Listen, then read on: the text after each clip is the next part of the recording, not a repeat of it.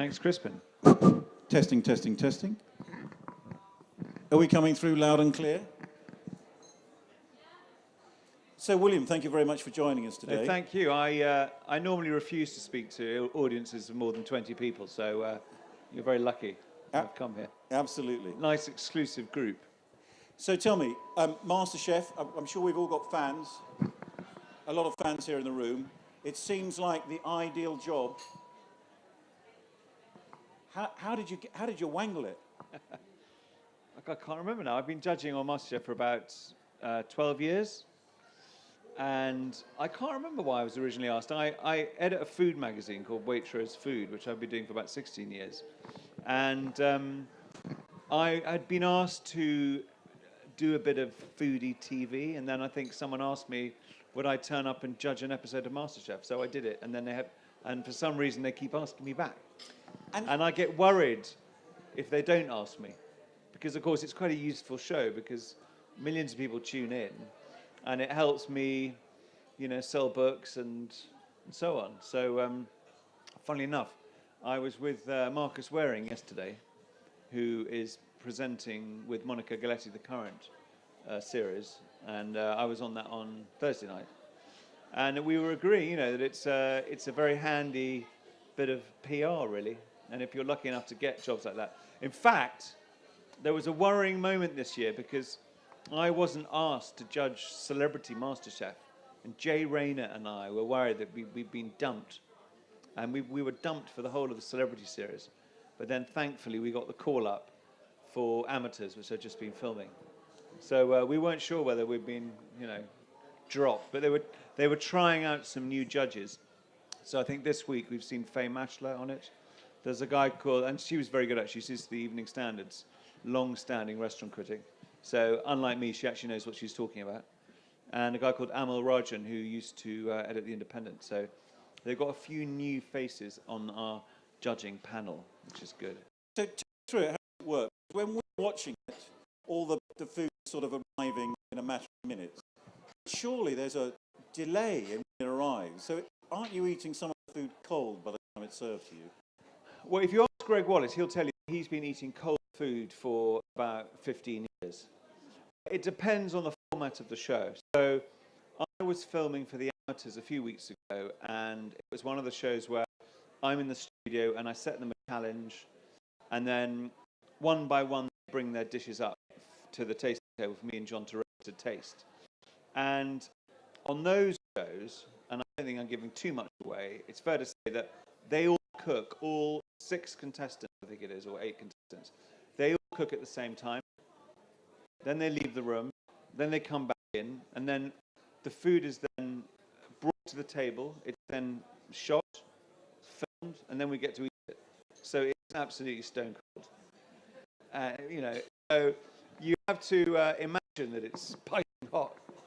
And you have to not be too sort of mean. So you're not judging it on its temperature. Do come in if you want to. Honestly, I will stay out there. You might fall asleep outside.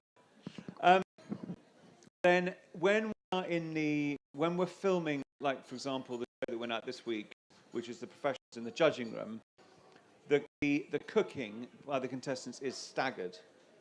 So they bring it in the moment that it's ready. So we can really tell if the plate's been warmed or not. But it's rather tantalizing because the food gets brought in. The guy then stands on his spot and then, tells us what the dish is. We often then have to refilm our reactions to it. So if I've asked if I've asked a question, what is this dust you put on it or whatever, why are you using micro herbs, or, did you mean to burn it or something like that? If the camera's not on us, we then have to do those shots again. So it's like in movies, we do reaction shots. Or we have to sort of stare at, we often film staring into space, sort of nodding. But anyway, then we have to pause as the food is photographed, shot from 2 different angles. And those are the sort of the mood shots that you see on the telly when you get the voiceover. And then we dip in. So it's a bit dodgy if there's ice cream, because it does start to freeze, start to thaw. So, but more or less that is real.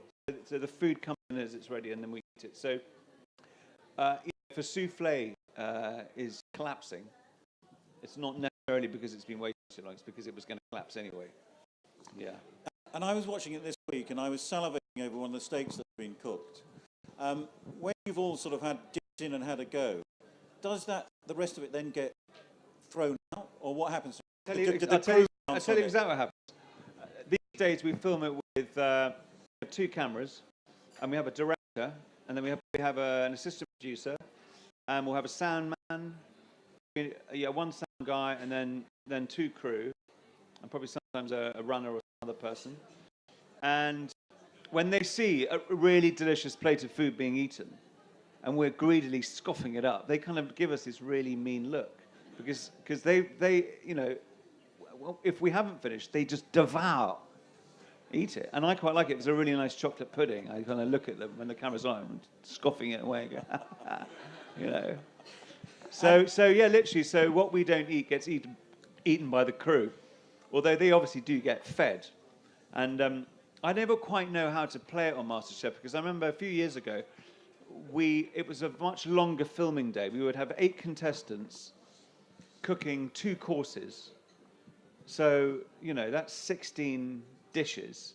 And we would often start filming at sort of breakfast time and film into tea time.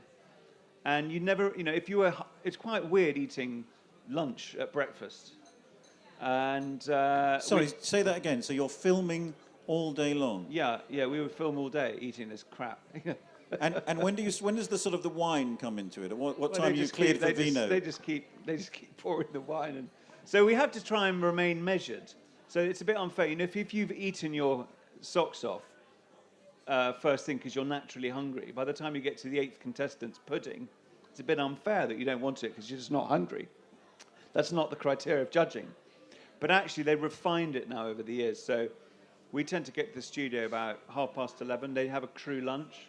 And actually, the other day, it looked so delicious. I ate a huge crew lunch and then had to eat 8 courses.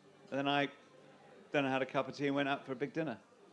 And whereabouts is it actually filmed? Is that top secret, or is it a sort of it looks like London Docks? Yeah, it's out in Bow, Bromley by Bow. So right out in the east end of London, quite near the Olympic Park.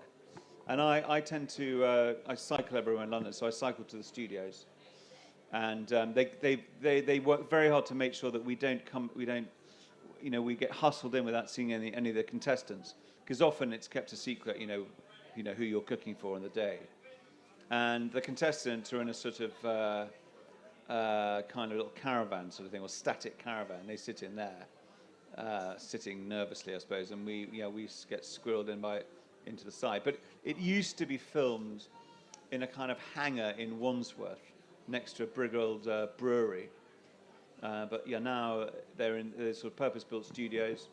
But if you watch very carefully, you can see that they're quite economic the way that they film it. So that do come in. There are seats at the front here if you'd like to join in. Sorry, William. Sorry to interrupt. If you watch it, you can see that they're quite economic the way that they film it. So that the tasting room is also the room that the contestants go in to relax after. So they quickly sort of redress it and restyle the whole thing.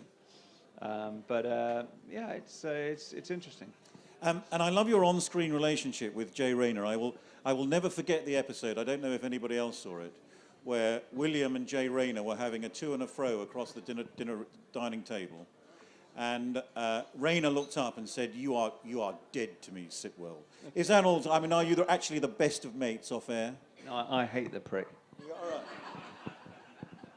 Smug bastard. Oh, good. I'm glad we sorted that out. This is off the record, right? We're not broadcasting. We're not. No, it's not Facebook Live or anything. Do you know You'll what? never find out. I'll tell you, the funny thing was actually that row that we had was an episode where we only had the one camera, so we had to film the argument, twice.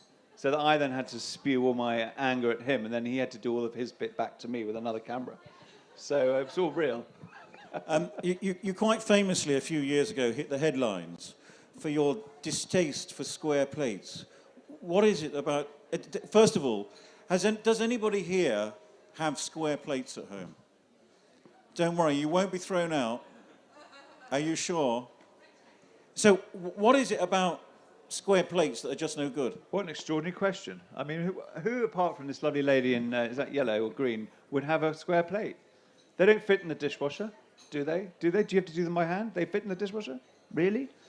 I think that they're too often chefs who serve food on plates that aren't anything but round and white are trying to disguise their sort of ineptitude and the fact that they're trying to follow some sort of foodie fad. And I mean, I've seen, there's a wonderful, it's a Twitter account, have you seen it? It's called We Want Plates. And they publish pictures of food that is served on anything that's not a decent round plate, which is what basically, you know, life is not square. You know, Mother Nature is not square. Food looks nicer if it's on a round plate. You don't want to detract the diner's attention away from the food. The food should be the hero. And if it's the accoutrements of it, then I think you're barking up the wrong tree.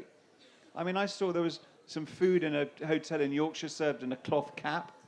Someone was serving some food the other day in a urinal. It's true.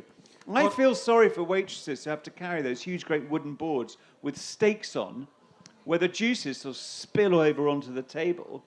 And who's scrubbing them? It's a bit unhygienic. And are there any do's and don'ts when it sort of comes to MasterChef? Are there parameters? Are there lines that you are just not allowed to cross? I don't know, but I mean, what's funny is that I've been banging on about this square plate thing now. I'll go on my tombstone, and thanks to your brilliant PR, when we opened a food festival the other day, you know, we had a square plate amnesty where we invited the people of Northamptonshire to bring their square plates, and I would smash them, and there would be no consequences, and we wouldn't tell anyone that you had them. That was very successful, wasn't it? Absolutely. So these days, actually, most of the contestants on MasterChef, if they have the slightest inkling that I might be on it, serve food on nothing but a round plate. But I just think they're ugly, and they're poncy, and they're naff. And it's like cutlery that cutlery is supposed to, I mean, I was in a restaurant, I remember a couple of years ago, and I couldn't actually, the fork was so brilliantly designed that I couldn't even hold it. It kept slipping out of my hand. But with the do's and don'ts, I think the thing on MasterChef is we try and be fair. I mean, if we're just being deliberately bombastic and mean, the director does actually say, well, Jen, you have anything nice to say? And we go, no. Taste it and you'll see it's disgusting. It's like that. Did you see that cake this week? The lemon and asparagus cake. And it was just absolutely crazy. And it was horrible. And actually, we all went round the room. I mean, actually, it's quite funny. They were editing it quite tightly because we really had stuck the knife in because it really was awful. And as I said, you know, there's a reason why you don't see asparagus in cakes. It's because it doesn't taste very nice. It was disgusting. But no, I mean, obviously, we don't swear. And we're fair and we're honest. I mean, I remember years ago, I learned the lesson that the only way that it works is when you see a plate of food and you have to say what you think at the time, be honest. If you come into the studio with a sort of brilliantly conceived epithet of a sentence that you know you can deliver, it always falls flat. So all you can do is be honest and fair. Now, if that means you stick the knife in because you think it's the most revolting plate of food and the plate is square, then so much the better. But actually, we want nothing more than to be fed, and we want to be made to be happy. We want to be joyous. We want to discover amazing things, actually. And it's great because the chefs who do really well, whose food we remember, actually can go on to have amazing careers. And, you know, some of the people in the cooking world nowadays who are part of the kind of national framework of food in this country have come through MasterChef, like Tommy Myers, for example. You know, who's now got that wonderful chain of Mexican restaurants, Oaxaca. She's all over the telly. Drew Baker came out of MasterChef. You know, so lots of people have actually made their careers. And, you know, the positive side of it is far more interesting. So let's talk a little bit about that, because I've been fascinated this week when Marcus set the Steak Diane challenge. And you see these poor chefs who have, I mean, they've been cooking for 14 years, and you would kind of expect them to be able to come in and cook a Steak Diane. And they make a terrible hash of it. Is that because you've sort of drained the pool of chef talent? Or is that just the pressure of the show and having Monica tutting over you and Greg tutting over you? And when they're doing that little bit, and we're seeing sort of Marcus Waring look at Monica and go, yeah, do the chefs see that? Yeah, they film all that stuff afterwards. Right. Yeah. No, I think So they is the might pool do. of You know talent- when you did that weird look, can you do that one again? And they just film it again. But no, I mean, if you've got Marcus Waring, leering at you, or got Greg going, come on, 5 minutes left, 5 minutes, I'm hungry. Go on, get your food ready. It is a bit off-putting, isn't it? So, I mean, obviously, a whole day eating with MasterChef. You're a food critic. You're a food writer. You're editor of Waitrose Food. You must spend a lot of time out eating. I do. It's a miserable existence. So, as a result of that, how do you manage to stay so slim? Well, you're very polite. I think I'm a bit chunky at the moment. I cycle everywhere in London, and I'm constantly filled with panic and anxiety. So it's very good if you're sort of just constantly nervous, and you're at any moment you might have to be interviewed by Crispin Slee. You lose about half a stone just in anticipation. And But I cycle everywhere. yeah. Actually, so in London, I'm often cycling up to 2 hours a day between meetings, and I jog and swim. Is it a Boris bike? Are you a Brompton boy? No, I have my own bike. It's like my horse. I tether it to lampposts. Yeah, I love it. It's the best way to get around London until you die. It's really, really convenient, and it's cheap. The amount of money I save, and I see London. I could be a brilliant cab driver. I was a cab driver once, actually. ABBA cars, A55 POB, passenger on board, that means. And bearing in mind, most of that eating out, I imagine, is top quality fine dining. I was speaking to Phil Fanning, who is a Michelin chef from Paris House, and I said, look, Phil, I've seen your food. It's absolutely amazing. It looks stunning. Do you have any guilty pleasures? Come on, do you just like, a nice bacon sandwich? And he said, well, Crispin, actually, I like to get a pot noodle, get a couple of pieces of pappy white bread, smother it in butter, put the pot noodle in the middle, and apply to face. So do you have any kind of guilty pleasures? Well, no, I've got I think like most people, I have very sort of simple tastes. And, I do have to go to quite smart restaurants. And actually, my worst nightmare is a sort of 18-course Michelin-aspiring menu with endless froths and smears and carpaccios of this and, and pretty pictures on a plate where the chef is just trying to show you that he really wanted to be an artist rather than a cook. That's my worst nightmare. I want to go in and the worst thing is, it sounds terribly spoiled, but sometimes you want to go out for dinner and the chef sees you turn up and he starts getting all these bloody free things. I just want to have a steak. Out comes a mousse-bouche of a veloute, of a reduction of broccoli couscous, with micro herbs and charred onion soil, and a side of, hand dive caught scallops that have been sort of gently, stroked to a watery death, and then little speck of dried seaweed and all this. And what was it? So food sometimes gets smothered in all this stuff. And actually, I don't like the overcomplicated. So I mean, if this wasn't being broadcast live on Facebook, I tell you, I went to this restaurant called the Square, amazing place, one of France's best. Conduit Street. Yeah, and. I mean,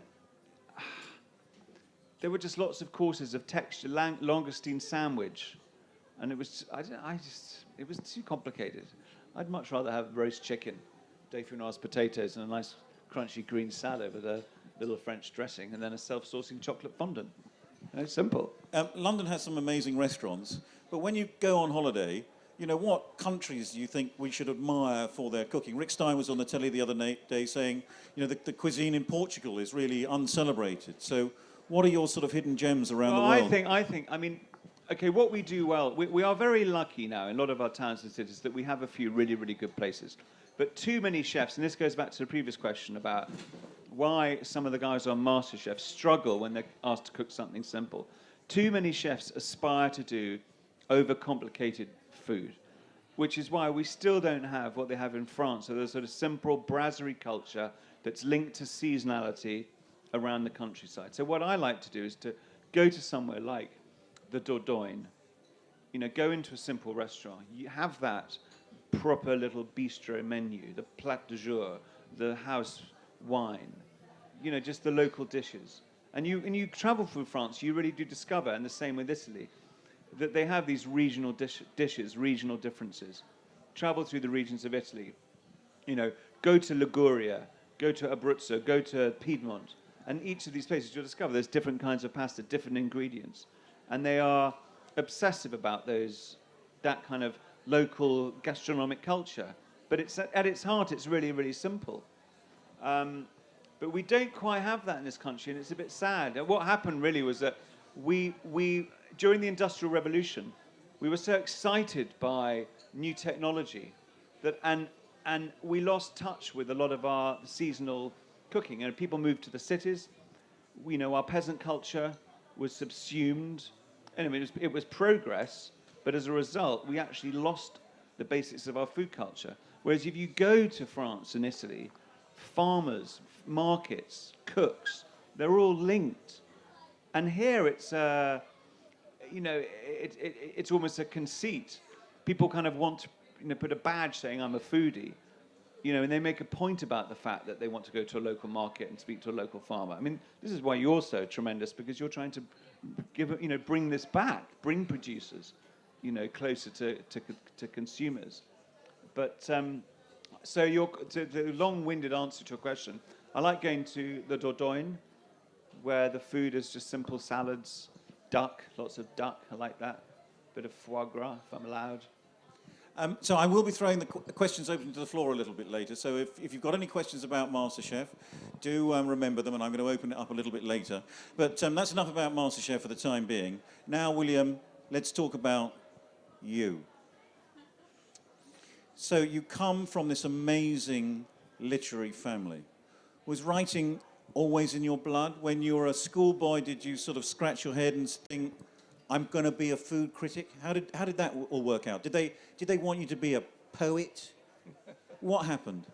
Well, I don't know if writing's in my blood, but I mean, I write very fast. I scribble quite quickly. If anyone hears me hitting a computer, I do bash the keyboard, and I write quite fast. But I mean, really, I've come up through journalism, and when I left university, I had a column I always liked the idea of writing. The fact that my ancestors had done it interested me. Whether it helped me, I don't really know. I mean, my grandfather, Sir Sitwell, was an amazing writer, poet, travel writer. He wrote about 130 books about music, travel, architecture, art, furniture. Just the most extraordinarily talented man. And many of those books were written at home at Weston Hall in Northamptonshire. Absolutely, where I live. Yeah, absolutely, in the study overlooking the lawn. He was an extraordinary traveller. He had this amazing mind for detail. So he could, travel. He wrote books about Spain. He wrote a wonderful book about Japanese culture called Bridge of the Brocade Sash, which described Japanese culture to the Western eye for the first time. He wrote an exquisite book called Romanian Journey, which was based on a trip he did through Romania in 1938, before communism sort of wrecked and ripped the heart out of that country. So he had an amazing eye for detail, an extraordinary mind. My great-aunt Edith, who was a famous poet, I don't know if you know, she wrote a lot of what I call early white rap, which is known as Facade, which was set to music by the poet William Walton. And it's sensational stuff. Sailors come to the drum at a Babylon, hobby horses foam, the dumb scaronoceros glum. Watch the courses of the breakers rocking horses, and McGrawkins Lady Venus on the settee of the horsehair sea. New arisen Madam Venus for her sake from far came the fattened Zebra Emperor from Zanzibar, who like golden bukus lay by Africa Catheo lay before that shady lady by the fibroid Shah. Ladies and gentlemen, that needs a round of applause. But I have no idea what that was about, by the way. But she wrote this lovely rhythmic musical poetry. Some of it's much slower. And she wrote amazing sort of religious... She became a Catholic towards the end of her life and wrote very powerful poetry. She wrote a lot of very powerful sort of anti-war poetry. Famous poem called Still Falls the Rain, which was about the rain of bombs in the Blitz. And she likened the bombs falling from the sky to the blood dripping from Christ on the cross. And it's a very powerful poem. And she was very brave. She was writing those poems during the war at a time when everyone's supposed to be patriotic. And then her brother, Osbert, my great-uncle, was another extraordinary writer, wrote lots of novels, very famous autobiography called Left Hand, Right Hand, which is a huge tome. So I don't know, I wasn't really good at anything at school, apart from sort of being flogged for being lazy and slippered. I think I went to a school near here called Maidwell Hall, near Maidwell. And for years afterwards, I was nervous at about tea time. And then I realized it was because I used to get read out on a list of people who'd behaved badly. And at tea time, a senior prefect would read out a list of the following boys will come down. And you had to go down to the headmaster's study. And we would line up outside. And then the head boy would turn up. And from a small alcove, would get a pair of crimson slippers, which he'd then parade past you. And you knew those things were going to cause tremendous pain within a few minutes. And then you'd get Those called... were the days. Yeah, those get called into a study, and a few of those cracked across the bum. And then that was for being kind of bad. And for failing in my work, I would get caned. So it was an interesting childhood. Look at me, it's made me the man I am today. It's completely screwed me up. But then university, I started to write. And then, I don't know, I sort of got into newspapers quite quickly through, I don't know, I worked on diary columns for the Evening Standard, the Mail, Telegraph Times. That's how I got in through writing diary stories, being sent out to drinks parties and getting sort of quotes from celebrities, which you then write up into little stories. Actually, however trivial that may sound, if you can write a diary story, which has got a beginning, a middle, and an end, it's got a point to it, it's got a poignant quote, it's got a little bit of colour, and not too much flannel, that actually is the nuts and bolts of an article. But actually, the man who really taught me how to write was my geography teacher, a man called Barnaby Lennon, who taught me how to construct an essay, you know, how to begin it, how to then draw an argument through it, and how to sort of sum it up at the end. And that's never really left me, the technique of writing. And then, through being on newspapers, having to bash out copy very fast under deadline, you pretty quickly learn, you know, how to write. So for me, writing books is a joyous experience because you don't have to, you know, not everything is, most of the pieces I write are confined to 1,200 words at the most. So being able to write, you know, 80,000, even though it's kind of terrifying when you start, it's great to have that freedom to be able to let your, you know, let your language and your vocabulary flow a bit. And so that brings us on rather nicely to your latest book, Eggs or Anarchy. Is this book number 2 or number 3? This book is number 2. So came out in the summer. And if you haven't yet read it, it's a fantastic read. It's both a personal history of Lord Woolton, who was the Minister of Food during World War II. It's also a social history of wartime Britain. It's also a political history, because there's some fascinating insights into Lord Woolton's relationship with Winston Churchill, and some stuff, as I understand it, that has never surfaced and seen the light of day at all. And if you don't know, Lord Woolton was the Minister of Food, and he effectively he fought red tape, the black market, and even Winston Churchill to stop Britain from starving during World War II. A man who came from absolutely nothing to being perhaps the second most famous person in Britain after Winston Churchill during the war, and his eponymous pie, a frugal staple that was a regular on dinner tables in wartime Britain, has been recreated by Elsie's Cafe, and if you haven't tried some already, you're more than welcome to try some. And actually, I mean, he improved the health of the nation. We'll come on to that in a minute. But how did you, I mean, this is a scoop. Where did this idea come from? Well, actually, my first book, which was A History of Food and 100 Recipes, which was a long kind of 4,000-year witty romp through food history, I wrote there was this little section on the Second World War, and I came across Lord Woolton. And, you know, I thought, well, the idea of, you know, talking about rationing is sort of quite dull, been written about quite a lot before. But then I found this guy, Woolton, and I found a quote from him where there was a story where it was clear that he had basically tacitly consented to one of his agents to go to Cairo and buy rice on the black market in order to, and sugar and other things, to be able to be sold in this country and in British colonies. And it struck me as amazing that there's this establishment figure vehemently preaching to the British people to abide by the ration and not to use the black market. But in secret, he was actually doing that very thing, but in order to feed Britain. So I came across one story about that. The man called Harold Sanderson, who came back from Cairo with the rice. He bought an extra sort of 500,000 tons of it. And he said to Lord Woolton, you know, by the way that they do things in Cairo are not exactly the way we do things in the streets of London. So I should tell you that I bought that last 500,000 tons on the black market. And Woolton, I found a photocopied page of his autobiography. He said that I neither wished to know nor cared to inquire about this. In other words, I don't want to hear about that. So I thought, wow, there must be amazing stories. If he's done it once, he must have done it more than once. So I pitched this to a few publishers, and then someone bit, and then said, fine, yeah, well, can you flesh this out? And I thought, oh, God, hang on, I've only got one story. But then I discovered a few amazing things. One, that all of his diaries were unpublished, sitting in the Bodleian Library in the Western Wing in Oxford. And I went there, and page after page of the most extraordinary revelations. And I discovered there wasn't just one story, there were dozens. And that this man had been dealing in all sorts of sectors, buying and selling fuses in the wheat market, outwitting unscrupulous businessmen who were trying to profit from the war, and all sorts of other stories. So, plus very detailed and fascinating accounts of his encounters with Churchill and the royal family, which I hadn't read anywhere, and I did some research.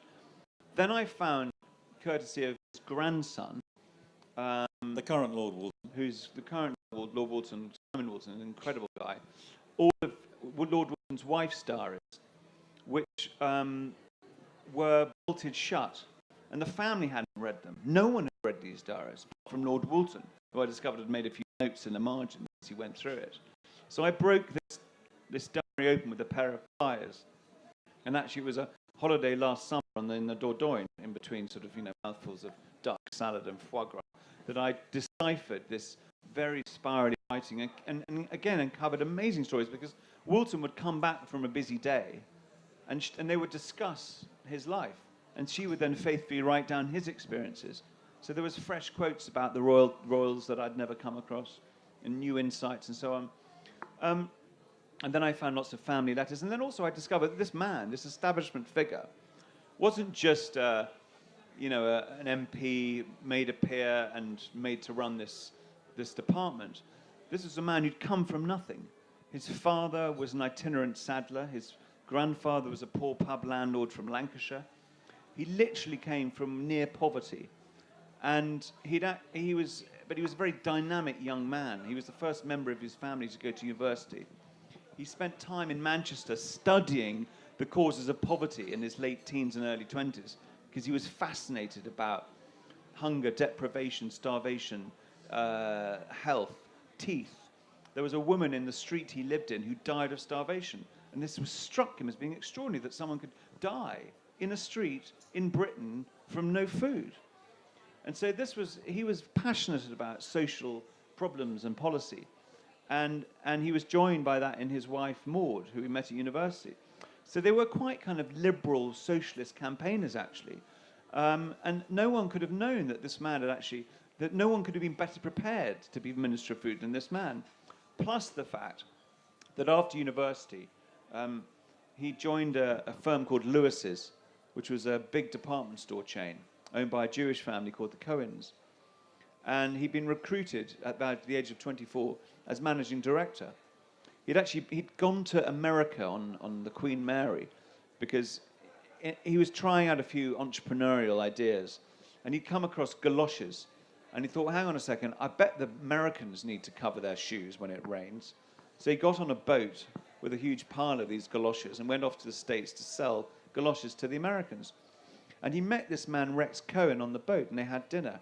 And Cohen ran Lewis's, was so interested by this young man and his slightly crazy footwear thing, that he said, I'd like to accompany you through America to see how you get on. Now, he didn't get on very well, but Cohen, on the journey back, said, look, I so admire your drive that I'd like you to come and work for me. And so Fred Marquis at the time, which was his name before he was made a peer, at a very young age was made managing director of Lewis's. And he grew this business until they had stores in every major city in this country, from Oxford, Cambridge, Liverpool, Manchester. They ended up buying Selfridges at the end of the war. I came across a lot of correspondence between Lord Woolton and Gordon Selfridge. He negotiated that. And there is an argument to be had. that Lord Walton actually improved the health of the nation as a result of rationing. I mean, I know that it was grim, it was dire, but he was able to share food out from all around the population. So his early learnings,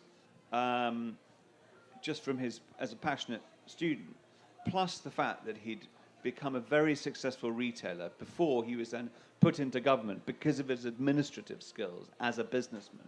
So he was made Lord Walton. He then gathered around him a panel of expert scientists who basically worked out the ration according to what people really needed nutritionally. And the extraordinary effect at the end of the Second World War is that effectively, the fat rich got thinner and the thin poor got fatter. And so there was this extraordinary equalizing that went through society. And after the war, we came out with better dental health, infant mortality rates improved. We were never healthier. There was almost no obesity in this country after the Second World War. Now, we were moving more in those days. If we had a television, we'd have to stand up and go and change the channel rather than flick. We scrubbed doorsteps. We needed to keep warm, and we moved. So therefore, we did use more calories. That plus the fact that we had a nutritionally well-balanced diet.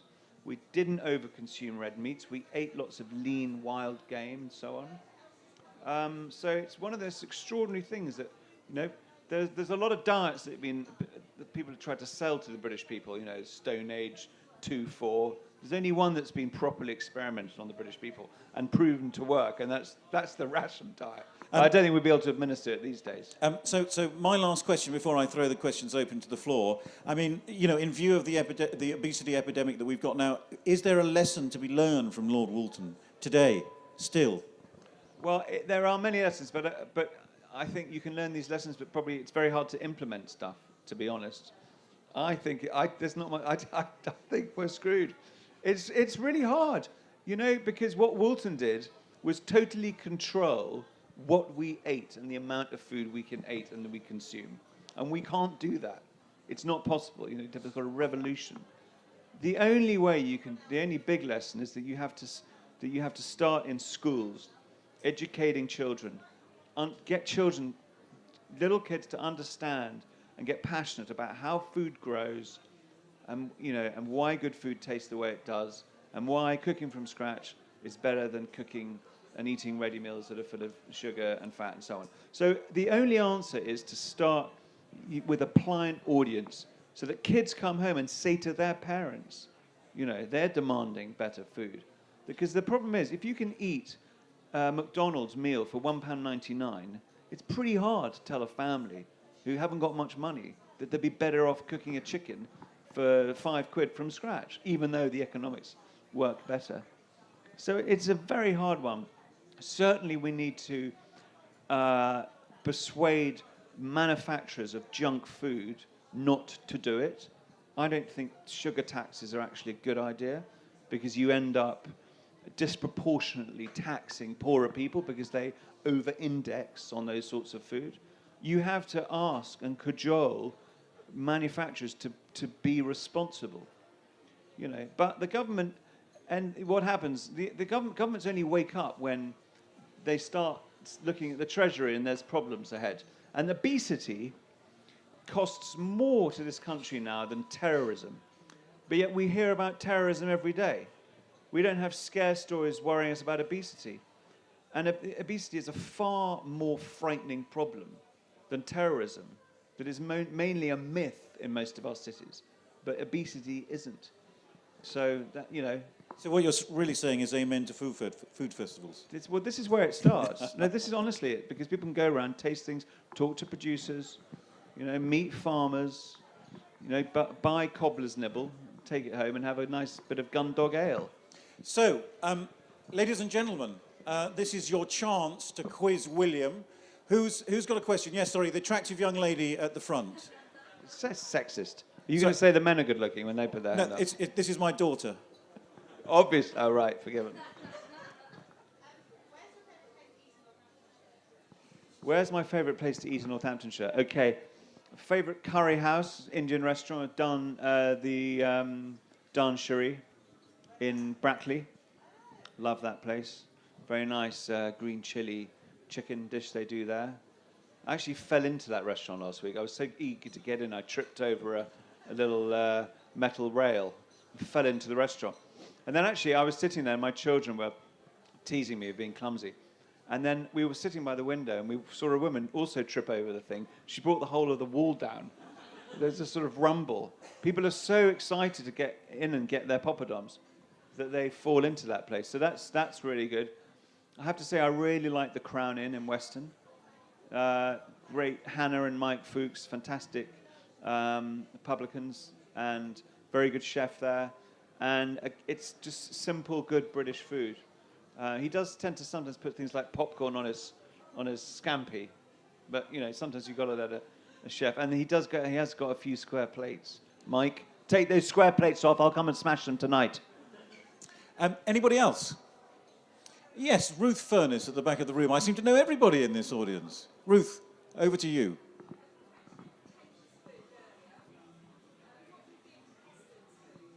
Did everybody hear that? Mentioning everybody heard that. What do I think of Heston Blumenthal's food? Nothing that Heston Blumenthal does is pretentious. Oh. No, what he does is reveal some of the realities in food and challenge people's perceptions. Now, sometimes you have to pay for it because it takes a lot of work. But if you take snail porridge, for example, and you say that's pretentious, well, all it is snails cooked with oats. And actually, there's nothing wrong with that. It's actually quite a reasonable idea. Here's egg and bacon ice cream, one of the famous dishes at the Fat Duck. Any good? His egg and bacon ice cream is absolutely amazing because what he does is he takes an egg and he empties the egg of its contents. He then syringes in ice cream mixture into the egg, okay? Then at the table, he gets some liquid nitrogen, so very, very cold, and he cracks those eggs into the liquid nitrogen, and the ice cream mixture freezes into ice cream. It's brilliant. And it just tells, and it's, of course, what's in ice cream? Eggs, okay? Mainly, a lot of eggs. He then layers a very thin strip of bacon, which just gives a slightly savory, slightly salted note to it, which works really, really well. So it's egg and bacon ice cream. And it's very clever. He does some wonderful dishes at dinner, which is the restaurant, the Mandarin Oriental in London. One of those dishes, quite famous, is called meat fruit. And what it is a throwback to the medieval tradition where people would dress up something as another. So meat fruit looks like a perfect little mandarin because it's got the sort of dappled orange skin, and he puts a little mandarin leaf on it. But actually what it is chicken liver parfait that's been frozen, dipped in mandarin jelly, that when it freezes, when it sets rather, it sets just by chance with the dappled effect of the mandarin skin.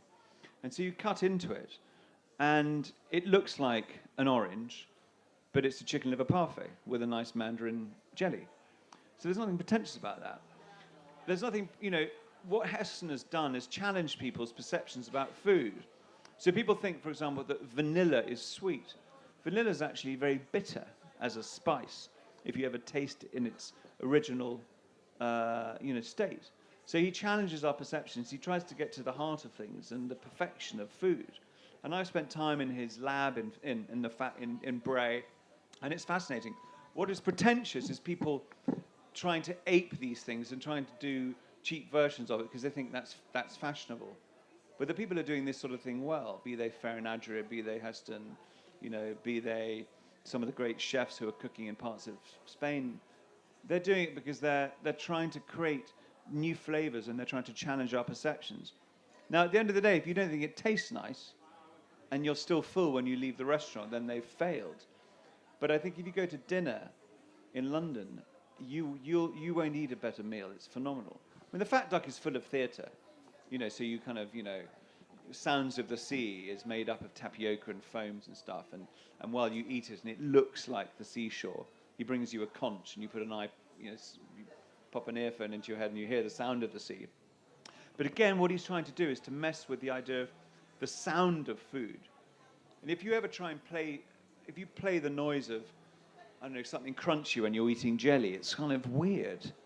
So there was a wonderful man called Marinetti, Tommaso Marinetti. He wrote a thing called the Futurist Cookbook about 70, 80 years ago. And apart from the fact that he campaigned against pasta, said the Italians should ban it, and he was an Italian, which was quite crazy, he was actually far ahead of people like Heston, because he was suggesting that you eat food while you touched sandpaper with your left hand and ate with your right, so that weird sensations and so on. So he throws up a lot of interesting ideas. It's when other chefs try and ape that, which is why you get a position where, as Christopher was saying, you get a master chef and they can't cook the steak Diane because they spend too much time trying to, add, make salted caramel ice cream and add, pepper to strawberries because they think that's what's cool. So we're nearly out of time, but if there's one more question, we can take that. I've got the judgment of Solomon. I'm going to go. You put your hand up first, so I'm going to go with you. What's the quality of my cooking? Good question. Do you know what? Actually, I hosted a shoot at home the other day, yesterday actually, and Marcus Waring came, and he went back for second helpings of my apple crumble and said it was delicious. He did say when we were out having a break that my pheasant soup needed a little seasoning. But I don't know. I think I can cook okay. I don't cook nearly as often as I think as I bang on about it. I think I should speak less of it and do it more often. But I probably picked up a few things by hanging out in kitchens and talking to chefs. So I try and do simple things, really. But I'm not. I can't do pastry. I can't do it. It's beyond me. Cakes, I fail. Well, and if you're lucky, because at next year's Toaster Food Festival, everybody who buys a ticket in advance will go into a lottery, and the prize of that lottery will be for William to cook dinner. You agree to this, William?